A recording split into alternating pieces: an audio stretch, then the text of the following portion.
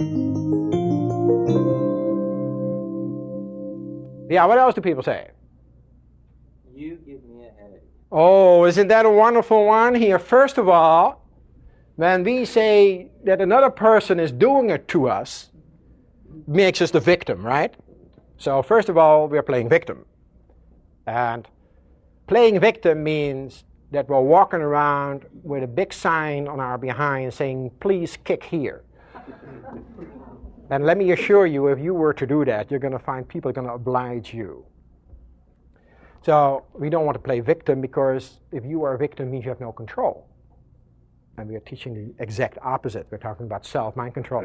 So saying you give me a headache is a ludicrous statement to begin with. The other person cannot give you a headache unless they were taking a hammer and pounding on your head. And since they're not doing that, when a person says that, what they're really saying is, I am responding to you in such a way that I'm creating a headache for myself. That's the truth. And if you're doing it in that fashion, by all means, go ahead and do it. Create your headache if you wish. So, it's not a true statement. You're lying when you say it. Nobody gets you angry. Nobody gets you upset. Nobody gives you a headache. No one does that. Now, I grant you that somebody might be very nasty. Please, yes, I can totally appreciate the fact. But it is your response to whatever happens to you that determines how you're going to feel about it. You have a choice to respond and become angry, or you have a choice not to. It's up to you. And if you choose to respond in a negative way, then fine, so be it. But it is your choice. The other person has nothing to do with it. All right? What else do people say? What about like the media? You see cold remedy commercials, and somebody, this poor sucker is miserable. Oh yeah. It, you know? Oh yeah. Remember this one? The cold and flu season is here. Oh yeah, run out and get it. Oh my God! I better go out and buy some, right? Yeah. Of course, it is programming. If you accept that, sure. If you accept that it is time to catch a cold, it is very easy to oblige. Because the brain is very powerful, right? The brain says, oh, sure. Hey, you want one? Let's go and find one. Because you have to catch one, right? Yeah, this one is mine. This one has my name on it.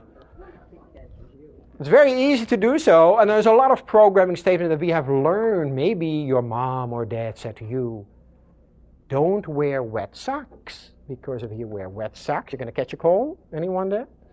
Or don't go outside with wet hair. You're going to catch a cold. I wonder what all the people do at the beaches who swim in the ocean and are sitting out with wet hair. How come they don't catch colds? Well, you see, in the ocean it doesn't count. It only counts in the street, not in the ocean. What else do people say? How about that's impossible? The word impossible is another one. When you talk about you and say, well, I think that's impossible for me. Be very careful with that. Because you'll find that very few things are impossible. It is usually a time frame word. It used to be impossible to go to the moon till it was done in 1969, right? All of a sudden it became possible. It is impossible for the bumblebee to fly because the wingspan is too short for the body weight. It's true. And someone, I don't know whether this is true or not, somebody told me that they have this up on an engineering department, on a blow-up, in the Boeing company. And they have that. They have a picture of a bumblebee, and it says underneath, it is impossible to fly for the bumblebee because the wingspan is too short for the body weight. And from a mechanical engineering point of view, with our current knowledge, that's an absolute true fact. Of course, the bumblebee doesn't know this, so it just goes and flies. Yeah, but it's doing something impossible to our current knowledge. And maybe you're still using some impossibles for you that were impossible for you when you were 4. But not now that you are 24, 44, 84. Right? We have this old belief system yet. How about people who drop something, then they start programming themselves. Say, I'm clumsy. Look at how clumsy I am. Boy, am I clumsy. After a while, we will become that way, will we not? We'll be right. You and I always get to be right. Isn't this wonderful? You always get to be right. Because whatever you say is true for you. If you repeat it often enough, make strong enough impressions on the brain, it will become true. Have you ever had someone say this to you? I've been worrying about it a lot and it finally happened. Yeah? How about people who say things like, to go back to the physical level again, that burns me up? Well, fever would take care of that, right? I cannot stand that. Maybe a problem with the back or the feet. I remember I took my car in for repair some years ago, and the man who was handling the paperwork said to me, he said, I'll have this guy take care of it for you. He said, hey, stupid, come over here. I said, I'd like a different mechanic, please. Because even this man, by a wonderful man, if he'd been programmed to be stupid, I surely didn't want to work him on my car. And of course, very negative. And a lot of negativity gets done to children.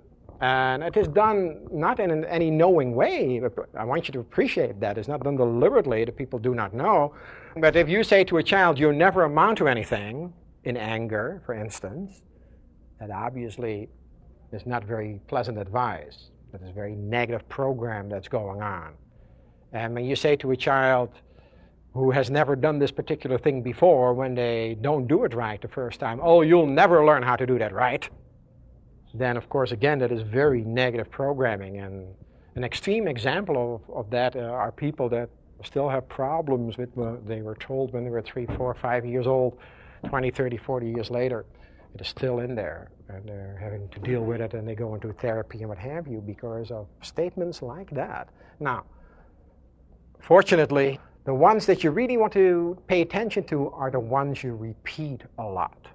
It isn't the ones you say once in a while. It is the ones that are repeated all the time. The repetition is what does it.